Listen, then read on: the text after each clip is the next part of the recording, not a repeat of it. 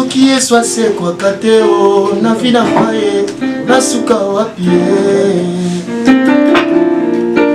Soki eswa se kwa kateo mengayo na suka wapie. Soki eswa se kwa kateo na maladio ya corona na suka wapie. Na lobi papa Meshak abalate. Donc vous en avez relation avec la mission à bande de ça ngambwana ila c'est na rotu na fait papa Meshak aibi we raté. Ah na bien makasi. Au moins te kaso na bien te mo kanga lokuta. Papa Meshak va senga tout na pourquoi chef on a pas makambuté. Ceux qui ont ne pas makambuté. Muta tunyo question na se kana kovo. Alingi sikoyo. Bisonyo sto mo kata kovo lo aye. Mokile loba elinganga eloba inangai baloba basepelaka nanga eloba bwakangai bazalaka bami lelo bakoma baenemi bazalaka bapure lelo bakoma na bango bapirate elikia na moto te o po moto mokili akokufa ye elikia na mbongo te o.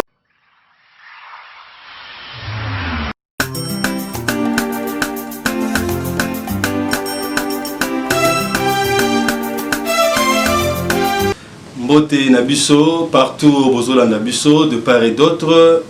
Et Bandego toujours travaille toujours en collaboration depuis Johannesburg. Et maman a commis le rôle antenne à réseau Nangaï depuis Afrique du Sud. Maman Clauditi Kakatika et Bandego Bazan Angola. Et je vous salue. Et ici aussi en RDC.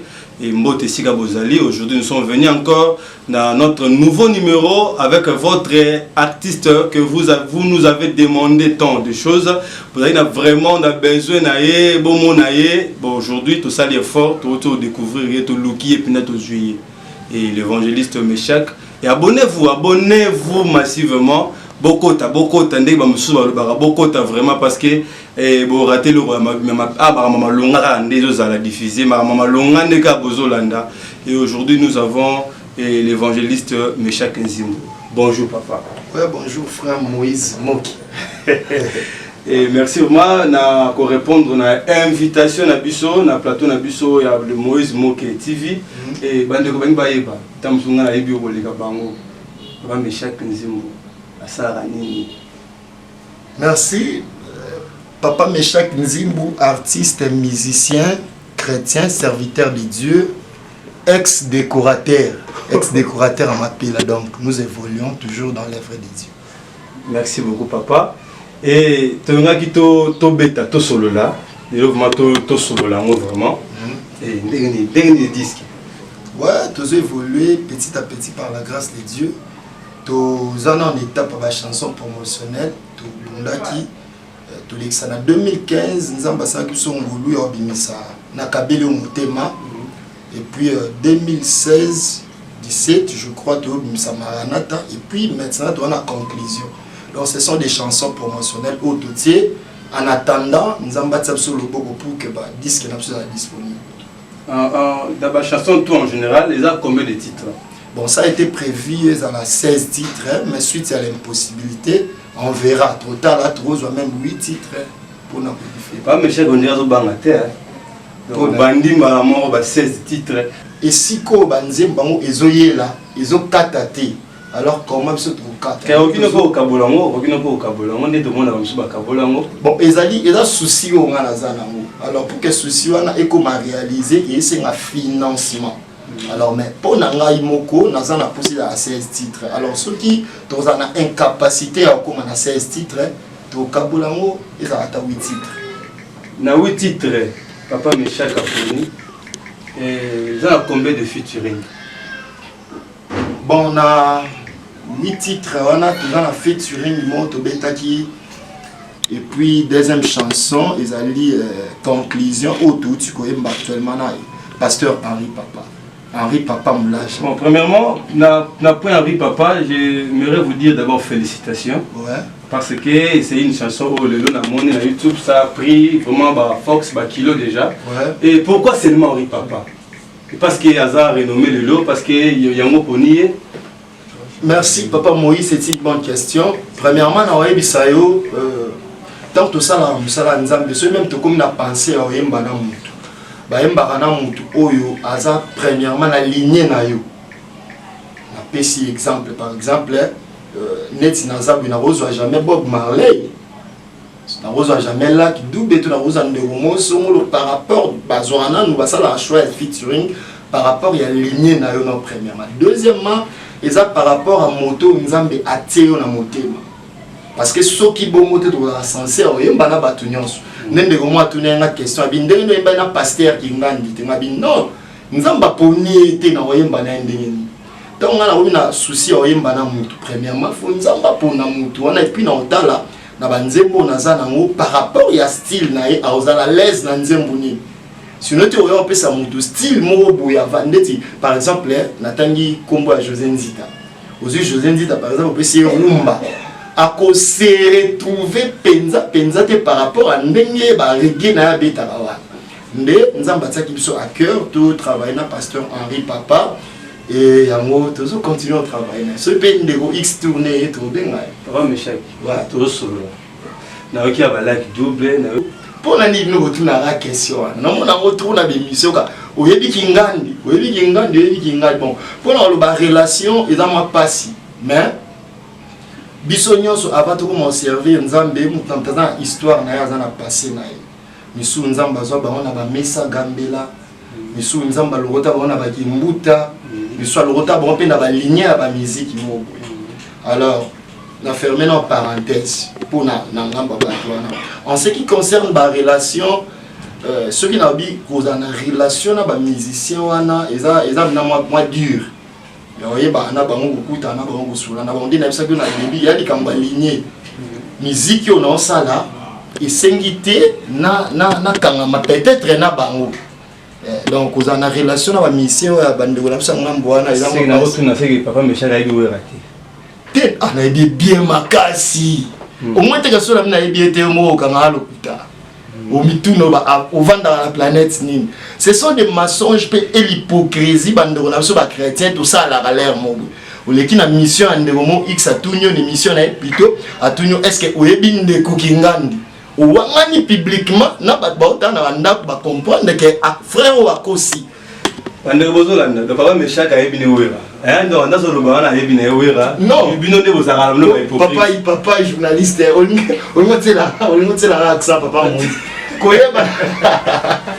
koyeba na sens ya mema ngo pena relation donc ya solo la intimité te mais oyebi wera koyeba na mona koyeba ya mona donc so pela na bino nde bo interpréter ma be donc toyebi na biso ba wera toyebi ba bien te ne so ba jibe so ba relation ni papa Meshak aza na monde ba musicien chrétien pour na to meki un peu comme ça moi moi me comprendre un peu quelque part. C'est comme si tu travailler dans un groupe selon un secteur bazaleli et banale mamikolo bazar réuni na mona mikolo ba soirée qui mona yawe koto ba na ikunga ba osala donc mutu na mutu ba ko se kabola so relation ni papa Meshak so lelo to bito tanga ba artiste chrétien et na changu oza parmi ba to kotanga que relation ni papa Meshak anango na ba jeune talo ba bimasika to na ba kulutu na ba bimaki kala. Et quelle est la relation, il peut pas projet ni nos bango dans le temps. Merci papa Moïse pour la question. Premièrement, bis foi ba de bisonya soza bandeke mendeke na ndeke za na altitude na ya pouvoir.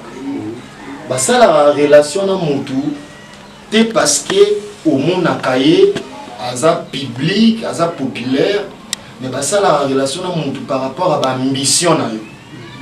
Ça c'est important.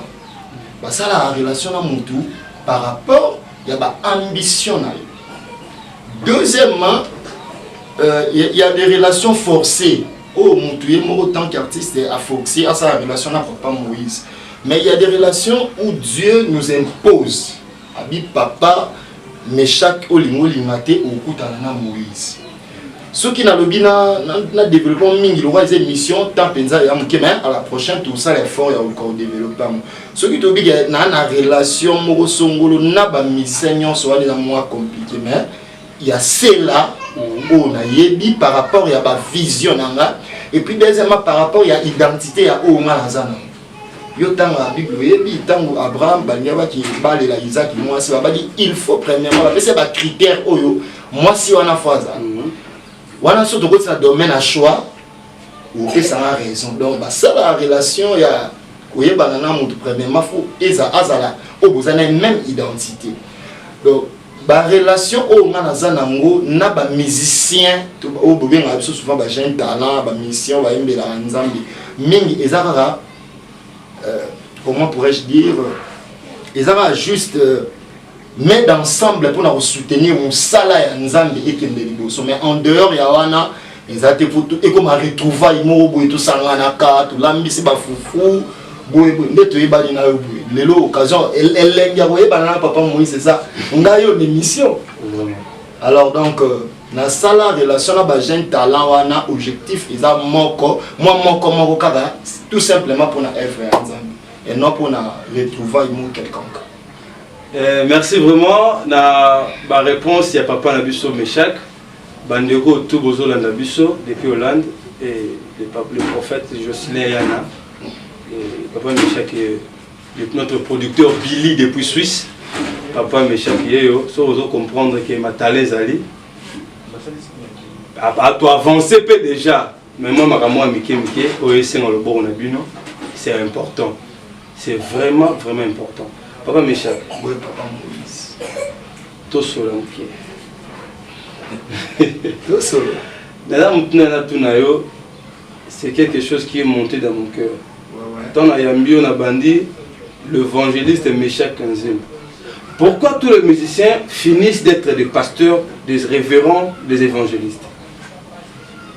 Malheureusement, on a la canne à parce que les gens qui baluka koma bango na makasi mais ngai na luka komi komate parce que premièrement photo yeba o ngai na yo papa Moïse photo yeba soki nzamba tindi mutu mission ayebisaka ye o ekome nyonso ekokomele liboso te par exemple ayebisi Moïse bimisa peuple nanga po bakena Kana mais abeteli bango lisola mer rouge te tala kuté ko lega boye tala kuté ay ko sala boye donc il y a des choses oyo to kutana kanango en travaillant donc na kati ya musala nzamba bimiselo likabo moko boye abandaki na côté ya et puis na kati ya côté ya nzambi assisité koyemba parce que eloko epesika pas ça eloko nzamba pesio est-ce que wobo yango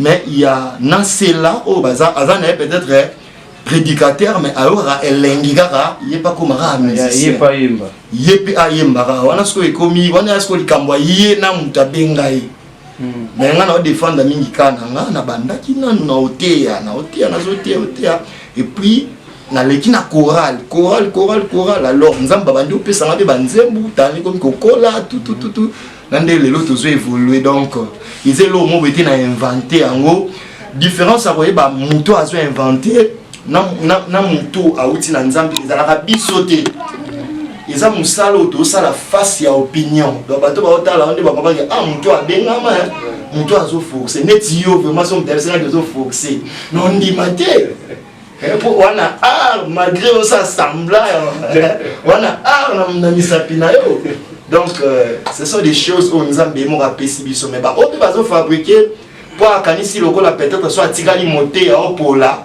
nzoki eza kopola te mutu na mutu azana likabo na nzamba bengele. Merci vraiment, nous voulons souffler un peu et prendre une mélodie. Papa Meshaka mais ma biso na cantique moko na ma chanson donc ça pour nous représenter na biso peuple congolais mais partout dans le monde et tokola ndango oyaki na vinanga pona kokabola te pona kosangisanga oyaki na vinanga pona kolelisa te pona kosikisanga mokili eloba elinganga eloba inangai baloba basepelaka nanga eloba bwaka ngai bazalaka bami lelo bakoma baenemi bazalaka bapure lelo bakoma na bango bapirate elikia na moto te o po moto mokili akokufa ye elikia na mbongo te o mbongo ekosila nango elikia na mama te elikia na mama te kasi Yesu te, kasi Yesu te. Yesu yaki na vinanga pona kopanza te, pona kosangisa ngai na bonzambe o. Oyaki na vinanga pona zwa bomoi, esengo ya libela o, mbongo epesaka te. Oyaki na vinanga pona kopesa oyo mokili ekopesa jamais o. Mama koki kobwakisa ngai, libota ekoki kosundola ngai o. Baninga bakoki kobwakisa ngai o, kasi Yesu te. Ata sante ekoki pe kobeba, diplome mayele ekoki pe kosila, kasi Yesu te, kasi Yesu te. O lelo nga na conclure na vina ngai, Yesu alingaka ngai. Na conclure na vina ngai, Yesu alingaka ngai. Alingaka ngai, alingaka ngai. Alokotanga bisika babwakisanga, alingaka ngai, alingaka ngai. Abenganga moninga na ye o, Yesu, Yesu alingaka ngai. Alokotanga bisika babwakisanga, alingaka ngai, alingaka ngai. Yaya alingaka ngai o, alingaka ngai, Yesu alingaka ngai o. Merci, merci, merci à vous. Et lui, c'est le frère Meshak Nzimbu, l'évangéliste de Meshak Nzimbu. Et tout ça qui est là aujourd'hui, dans le plateau Nabiso, elle est découverte. Et aujourd'hui, tout parler naïe, Bakambo est ici important, mais nous avons 2 ou 3 questions à poser avant la conclusion et l'émission. Et Papa Meshak, j'aimerais aussi savoir, Papa Meshak Abala. Pardon? Papa Meshak Nzimbu Abala. Ah, pour Nani Notunibo. Et il y a des questions qui sont en Angola. Maman Claudine, depuis Angola, Glodiana, ouais. Elle m'avait posé la question.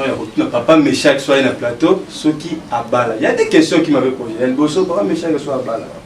Bon, Papa Meshak Abala te, mais zappé libre.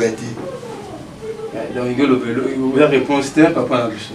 Oche bato ba na soko na équation parce que la sœur moko boye kuna na Angola, donc déjà ba robeta ba calculer Papa Meshak. Donc na lobi boye Papa Meshak abalate azape libre te parce que na koki ko s'étaler na réseaux sociaux na chaîne boye te ko exposer ba vie na parce que on est en habité à droit au fond li porte bande quoi est-ce que bazalaka pardon bande quoi est-ce que bazalaka point ne lobi bon. Bye, bye. Tu vas passer à une autre rubrique. Papa Meshak, pourquoi au cas t'as su quitter? C'est comme si tout le monde va se réserver dans le bleu. Est-ce qu'on prend ça? Et ça va tout ça avec un gars qui s'en a raison à bouquer le keto. Mon tronçon ce qui s'en aille. Ce qui a bouqué comme on boye ou bien on boye bi. Papa Meshak va essayer de tourner. Pourquoi? Chef on a voulu me rembouter. Ceux qui ont voulu me rembouter. Mon ta tout question on a c'est qu'il y a un covo. Alingi sikoyo bisonyo c'est mon kata kovo le voyez parce que il y a chaque personne dans la vie au moni papa Moïse en tout cas la question au bateau de batou na ngango na to si la na batango lelo dans ce que ça na question parce que dans la question sous réponse on peut dans la question nazongi si question na muto atuni question na ya papa Meshak kata sukite ceux qui suke zaki ya mwana mundele. Mais on doit réclamer au bon. Parce que si on est pasteur, moi, je suis il y a niveau. À Kangiste, mais à niveau. Donc, on est normal. Non, on n'est pas Meshak, il faut bien un réveil doctrinal. Marmotel la chevelure. Non, yoka. Non, c'est ça. Mais c'est que Moutoumouin Dunde a tiki mwanda mbou et comme problème. En fait, quand tu as sous qui pone à mindele, peut-être bien ça culture na ba on a ça un thème na mais bon ba mindele. Mais ils ont des culture na ngai. Na mutu nanga so bakati suki ezalaka na likoshi moko place so otala ngo imagine te so suki nanga ekoma kobomba likoshi nanga so yo so lingaka nakata mo po seka ngai vraiment donc nakata nanga pona ndimo wala ndaso to kata na biso mais na mesana pe déjà moi buendambe on me l'air mo ba arrange ka da mo bu eza style na mesana. Merci beaucoup Papa Meshak. Fondation Meshak Nzimbu. Merci Fondation Meshak Nzimbu eza juste na mutu na cette année lo mo bolo ba makasi nzamba avant a formé Adam sur le plan voilà na mutu ezalaki déjà et puis avec matérialiser abimi boy a comme visuel. Alors Fondation Meshak Nzimbu ezali penser au nzamba pesaki ngai lokola na mona so to sali don to filmer moi excusez pour la terme bande on a so ba pagano et gênant ba ba so pesi liboko le boko est battu alors il y a un monde ba image mususu to mi bomba pe to boya okanga na piège wana o laksa ke na kenda mais action na ngali bosu na sala ke on a ba Congo to soutenir bande ko ba Congo précisément na village Munku à Rekoet so ki olandeli au moins ça penser aux nzamba pesa biso so ki lelo ils a prière na sala na banza mais so ki lelo soutenir ngai otindeli nga ba partenaire osalinga nakoma nayeba na makasi même ceux qui na beti concert mbongo we bandokota financement na bando ndima na partageango na bato bazo souffrir kaka ba orphelin te attention ezana ba orphelin musu avant da pas tatale kalia ko le kam tout ça tata na mama ba babulaka orphelin za muto au souffrir mais il y a des orphelins à vivre en paix mais il y a des gens là asa né orphelin te mais conditions à vivre na ngo eza passe dans mon fondation Meshak Nzimbu ezali soutenant le faible biso nyonso en général to soutenir bato ba souffrir au moni mbongo yo tsara méga poko ta internet eza so lelo 50 méga comme c'est 700 francs ezali sukali na miliki ya maya lobo ya mobola mo babeti 2 jours oliate mais yo elekelo kana ba j'aime bandelo Congo ça c'est important na biboyi au moni 700 francs to tsara ba méga eza maya lobo na lipa ya mutu mo peut-être a souffrir 2 jours à l'été mais yo zuango o tchango méga yango omoni eza fardo et matanga souvent la façon na vani même na ndako benolia naloba ah nzambe nga na leo pesinga ya kolia et bongo mutu moko boye papa na fungoli parenthèse na kata question na sala voyage missionnaire na mboka mo be komo na mangungu na bambi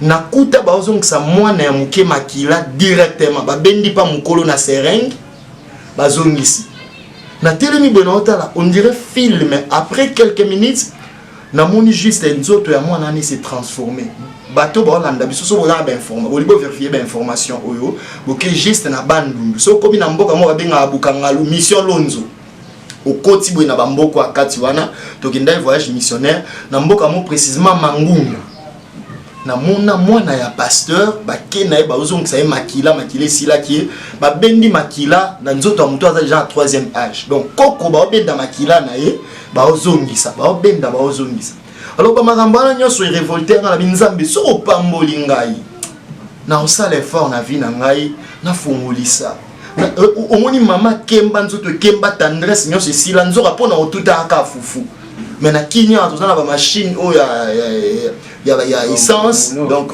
ce sont des projets on a mona na bino il faut soutenir le faible en général non seulement les orphelins ndé ya mwana ezali vision mais nan tokomi na ba partenaire te nazaka ngamo na mon ko nzamba pesaka beti moi musique na église ba pesi au moins offrande ya ba orphelin na voyage na qui na soutenir ba faible. Pas Meshak, merci vraiment. Et là, c'est déjà un message aux lancés déjà partout. Et par les avocats et autres personnes pour établir des projets. Et message nous coupé ça va tous les lots. Parfois, il y a une mission à Bissouanelo. Et musique, concert, disque. Donc, message nous vraiment clair au coupé ça va tous les lots. Parce que tu aimais pas Meshak. Message à liboso o souci makasi na la nango na la muka nango tant na mona na ba réseaux sociaux ndé toujours étalé bande na biso et puis ndenge ba réputation ya bande na biso ebeba souvent na miloba na ba soki ba yeba ki ke comme na ba bongo mais peut-être ba sala kité na mizwaka siko na mitiaka na esika na bango na binzambe sunga ngai pe na kati ya parcours na nga nazala exposé bongo te yango message na nga clé oyo eza na clé na miswa na place nasenga bato mbongo basoutenir nga ya liboso eza kosoutenir biso bato tozoyembela nzambe topengwa te donc na baprière na bino bosambelaka vraiment parce que soki topengwi namonaka exemple mo bamama bazala nango soki aolatisa mwana na ye ya mwasi couche azochange yango esika batata bazali apesaka batata mokongo oyebi pourquoi eza parce que une fois batata bamoni bolumbu ya mwana wana excusez-moi pour le terme mama aomimona déjà ye na kati ya mwana na ye aobomba nidité wana ndenge nzambe tanga monaki bolumbu ya Adam obatama na sima banzete a exposaki yango te mais abombaki yango nde bobondela po na biso bobondela topengwa te to mbongo emema biso te mutu mosusu nde na boye na yebi dana banda aloba bo mpona apamba biso lelo nzambe atomboli ye aopengwa donc si prière na nga makasi na nzambe garde-moi napesa cap héritage na ngai te donc bandeko pe baosepela basoutenir pe biso financièrement la musique parce que disque tozaka te siko na studio tozo préparer les ans nzembo mona auto beta likolo na ozuka pe na sala déjà clip titre na moza immortel donc wana kalamingi te fuibima donc tozaka toujours na studio tozo kara financement ce que monani vraiment to lancer bandeko ba financer papa Meshak ba ozona contact plus 243 89 31 05 733 Oko bandela plus 243 code nabiso 89 31 05 733 089 31 05 733 wana eza numéro nabiso WhatsApp na Facebook beta Meshak Nzimbu EV ukati wa abréviation évangéliste EV Meshak Nzimbu beti yango ebimana compte YouTube na biso so beti Meshak Nzimbu TV omona ba image nyonso eza na so nzamba sungi biso pe na makamba ONG tolobi to tsa ba image wana na chaîne na biso YouTube et puis to encourager ba s'abonner belé na Moïse Moke TV vraiment so lingo zo biso pe o rater na ba contact na biso ozui pa papa na biso Moïse au kutana na biso ba toujours ba remerciement ba mbote mot de la fin remerciement liboso za yo mutu benginga parce qu'ils ont considération merci beaucoup papa na biso azali liboso caméra manque kombo na ebité tout Tony Boirara biso to négliger la caméra lui c'est mon partenaire Amiel Pro ouais partenaire na biso Amiel Pro to pesi mbote docteur parfait bu pays vraiment to pesi mbote sikazali et puis na bana nyonso église terre promise on a okamba to pesi mbote na kombo. Merci vraiment, et nous vous saluons de part et d'autre, et tout qui commence bien finit bien. Nous étions avec l'évangéliste Meshak Nzimbu et on vous salue. Et veuillez nous contacter et veuillez nous aider. Tolingate va payer un rassima, après tu as un financement, Tolingate Moutoua Koufa, et moi nous vivons. Et cette œuvre te concerne, me concerne aussi. Et tu financer nos propres efforts pour que Moussa Nzambe ait arrivé à terme. Et Jésus Christ a quitté, pas big à tout le monde. Mais à Bokita travailler na basusu pour que Moussala Nzambe ait un terme final. Aidez-nous et to bengi mes missions ont été passées par Moïse Moke TV et mes en relais partenariat na Amiel Pro TV. Beaucoup joango, vous télécharger, vous partager, faites circuler l'information. L'Éternel vous bénira. Je vous salue et mes grandes salutations à mon papa Théo et à ma maman Chantal. Et je salue Papa Kams, Maman Doudou ainsi qu'à tous les enfants, j'ai déjà admis. Je salue tous ceux qui me suivent à l'extérieur du pays, Claude depuis Angola. Je salue plusieurs personnes qui me suivent, vous êtes si nombreux que je ne peux pas citer les noms, mais veuillez me comprendre. Michel depuis Lubumbashi, vous êtes nombreux, que l'Éternel Dieu d'amour vous bénisse. On se sépare par cette belle mélodie Maranatha, proposée par Papa Meshak Nzimbu, cette belle mélodie Maranatha. Ô Seigneur Jésus.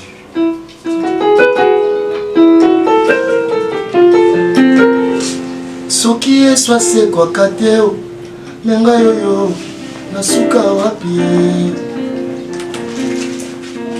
soki eswa se kwa kateo na fina paye nasuka wapi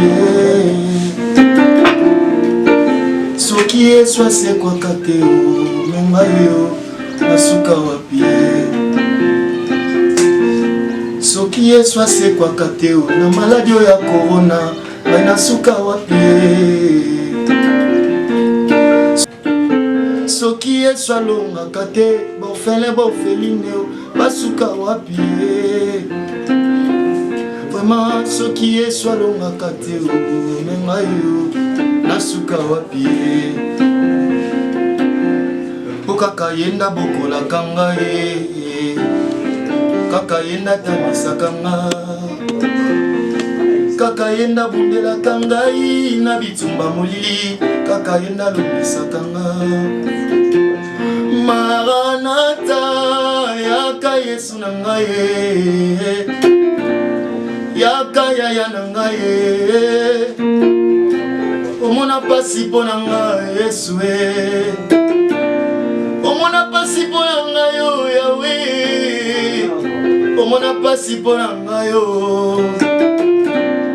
onyokoma mingi mpo na ngai Yawe yaka nga na mona yo yaka Yesu na ngai yakolongola nga na soni Yawe yakolongola soni ya fami na ngai yo Maranatha Maranatha soki Yesu asekwaka te na nyonga kindoki oyo ya fami banasuka wapi soki Yesu alongaka te na kitsudi oyo ya fami banasuka wapi po kaka yenda longisaka ngai yo okoma nyonso na ngai okoma nyonso na ngai yo Yesu okoma nyonso na ngai Maranatha